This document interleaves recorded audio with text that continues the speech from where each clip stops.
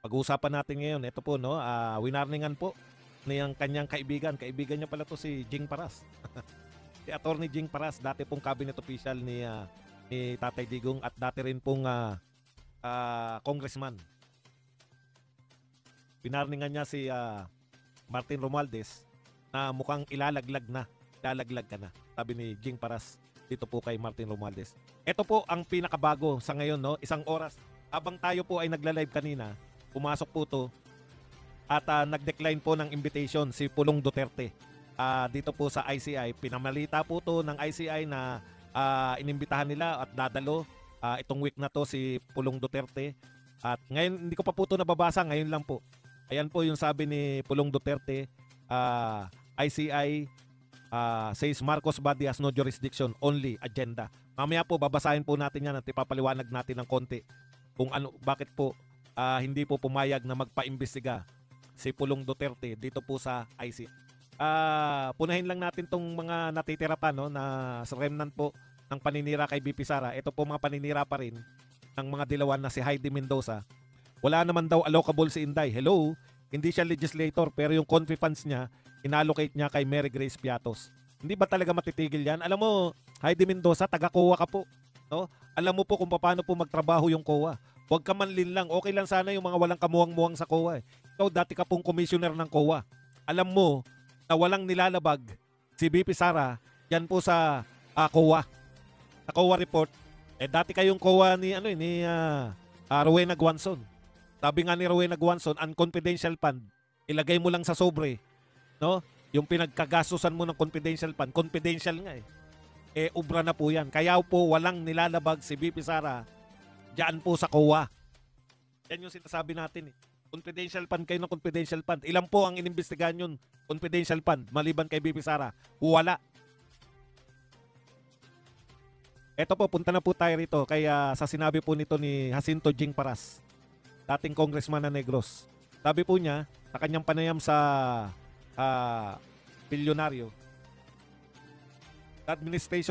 administration ay nagpaplano o siniset up si House Speaker Martin Romualdez to take the fall in flood control corruption scandal just to protect President Ferdinand Marcos. Yan po ang ayon kay former Negros Oriental Representative Jacinto Jing Paras. Sa interview po ng bilyonaryo, Paras claimed that Romualdez would be scapegoat to Marcos so Marcos can play the role of whistleblower in the massive flood control scandal. Ginamit na nila ito to make it palatable for Marcos to become whistleblower. They have to sacrifice Martin. Sooner or later, ilalaglag ka na and you will be left holding the bag. Yan po ang sabi nito po ni Jing Paras kay Martin Romualdez. Payo pa niya, time is running out on you. You better ituro mo na si Marcos na siya ang mastermind. I-collaborate mo na si Saldico. Kasi kung ikaw lang ang ilalaglag, the other guy who is the mastermind will go scot-free. That's against our human nature. Yan po ang payo ni Jing Paras dito kay Martin Romualdez. Ikanta na ang kanyang... Kaya... Yan po ang tanong natin, no? Papayag ba si Martin Romualdez na ilaglag siya? Kasi si Toby Chanco, si Martin na po yung tinutukoy. Ang sinasabi po ni Toby Chanco, panay po yung mga sinabi po hindi niya po pinabubulaanan yung sinabi ni Saldico. Na may insertion, na meron pong mga porsyento. Pero ayon kay Toby Chanco, hindi naman nakakausap ni Saldico si BBM. Kung hindi, sinasabi lang daw ni Martin na sinabi ni BBM.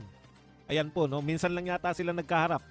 Nung sinabon pa sila daw, di umano, sabi ni Toby Chanco, sinabon sila ni Martin na yun po yung famous na ilang mansion pa ba ang kinakailangan yung bilhin? Ilang helicopter pa ba? Para lang kayo, ilang kabyar ba ang kinakailangan nyo pang kainin? No? Parang pinapakita po ni Toby Chanco na walang kinalaman si BBM dito po sa Nakawan kung hindi si Martin Romualdez lamang. Yan yung paglalaglag nila kay Martin, maproteksyonan lang si BBM. Pero papayag ba si Martin kung sakasakali? Malamang hindi. Kahapon o nung isang araw, pinalita po ng ICI na ihaharap po nila si Sandro Marcos. Iimbestigahan po nila si Sandro Marcos tsaka kasama itong si Paulo Duterte, no? Parang ang tingin natin, okay yan, no? Imbestigahan yung dalawa, yung dating presidential son at kasalukuyang presidential son. Okay ka kuyang ICI, maimbestigahan. Pero ngayon po, kapapasok-pasok lang po, hindi po pumayag si Congressman Paulo Duterte.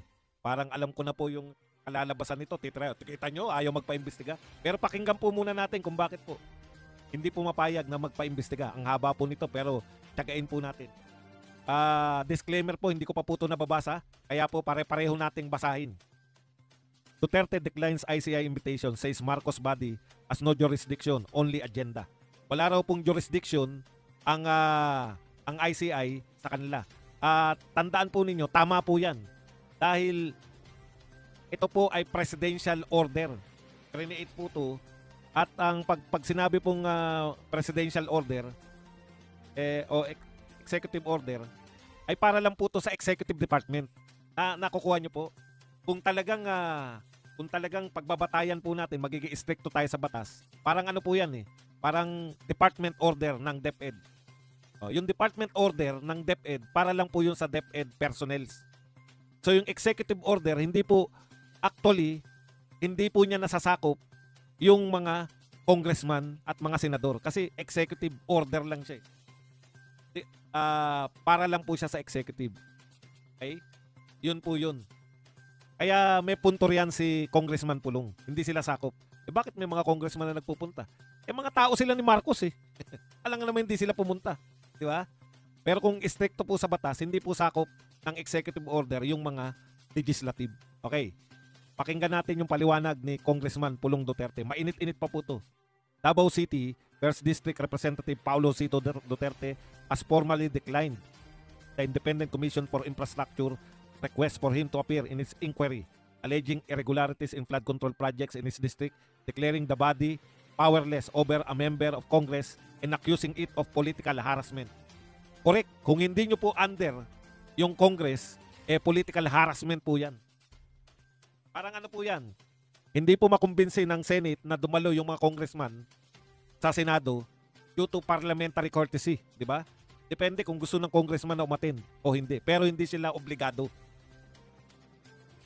In a strongly worded letter addressed to ICI, Chair Andres Reyes, Duterte said, the commission created under Executive Order Number 94 is part of the executive branch and therefore cannot summon or compel a sitting member of the House, citing the constitutional doctrine of separation of powers. Okay. Yan po ang pagkakaiba ng executive order lang at ng batas. Ang batas po, sakop ang lahat. Ano ka man, basta Pilipino ka, sakop ka ng batas ng Pilipinas. Yung executive order, strictly, kung pagbabatayan po yung constitution, para lang po siya sa executive department. Meaning, lahat po ng mga department heads, lahat po ng mga governor, mayor, yan po, basta executive. Okay, next. The ICI appears without power nor jurisdiction over me, Duterte wrote on page 1 of the letter. He further accused the commission of issuing a vague and ambiguous invitation lacking factual and legal basis. Kasi ang basehan lang po ng pag-imbestiga, yung sumbong lang po na imbestigahan dahil meron siyang flood control. Diba? Unahin nyo po, wala nga bintang na may ghost project Sabi nga po, 242. Inuunan nyo na naman yung Davao. Meron po bang sa Davao City na flood ghost project? Unahin nyo muna yung may ghost project bago yung Davao City na naman. Duterte said, executive already has full access to needed documents and information through agencies like DPWH, DBM, DOJ, DNR, DICT, and DTI, noting that Malacanang need not look to Congress for matters involving projects under the executive supervision. Correct. Under niya po yan, yung DPWH, DBM, DOJ, etc. Lahat po na may department under ng Malacanang. Bakit niya po sasakupin na imbestigahan tungkol po sa mga proyekto yung congressman? The congressman also emphasized that he was not part of the House Appropriations Committee from 2019 to 2022, the period linked to alleged anomalies, saying he is incompetent to answer the Commission's inquiries. Correct. Ano isasagot niya? Hindi naman siya member ng committee ni Saldico. In the second page of his letter, Duterte escalated his criticism, asserting that ICI should instead investigate President Marcos, his family, and former Speaker Martin Romualdez, citing revelations made by former Congressman Elisaldico implicating them in flood control and infrastructure projects in Regions 1 and 8 from 2022 to 2025. Ako po naniniwala dito, no? Yung ICI po, kung totoo yung sinasabi nila, na sila po ay talagang create para mag-imbestiga ng anomalya, sino man na masagatan, wag po kayong maniniwala na hearsay po yung sinasabi ni Saldico. Ang sinasabi po ni Saldico ay hindi po hearsay. Dahil ang hearsay po, narinig mo lang sa iba. Paano magiging hearsay yun? Siya mismo yung nag-insert. Ibig sabihin, alam ni Saldico. Siya mismo, tauhan niya mismo yung nag-deliver ng mali-malitang pera. Pinakita niya, ito yung insertion na 100 billion. Sino nagpa-insert? Si BBM. Siya mismo, hindi po hearsay yun pagkasama ka. No? Ang hearsay po, narinig mo. Hindi mo naman narinig lang yun. Ikaw mismo yung nag-insert, ikaw mismo yung nagpa-deliver ng pera. Kaya po yun, first-hand information po yun, hindi po hearsay yun. Ikalawa, may mga pinakikita siyang picture. May mga, andali lang po si TP no? Sabay, totoo o AI generated? Duterte described these claims as shocking and impossible to ignore. Correct. Malamang yan yung dahilan bakit nag-resign si Babe Singson. Hindi niya maatim na hindi imbestigahan yung mga sinabi ni Saldico. Samantalang hindi niya rin maatim na ang imbestigahan nila Duterte. Wala naman po, may narinig po ba kayong nagbintang na may ghost project yung mga Duterte sa Davao? May narinig po ba kayo na nagbintang na meron pong substandard flood control project? Kung wala, bakit nyo imbestigahan? Kahit ako, ICI, uutusan ako imbestigahan yung Duterte, wala naman. Wala namang, ang daming nag-aakusa na may ghost project sa ganun, may ghost project sa ganitong lugar. Sa Davao City kayo pupunta, wala naman nagsasabi na may ghost project. Malamang mag-resign din ako. He accused the Marcos administration of using the ICI as a political weapon to divert attention away from its own controversies by targeting him and Vice President Sara Duterte. Correct. Diba? Pan-divert lang yung ICI. To use me and my sister BP Sara to divert the truth is highly unacceptable and deplorable, he wrote. Duterte concluded by calling the ICI President Marcos Jr.'s tool for pure political propaganda intended to weaken the Duterte family ahead of 2028 national and local elections. It is a continuing political propaganda and harassment against our family, the congressman said in his signed closing statement. The ICI has yet to respond to Duterte's refusal.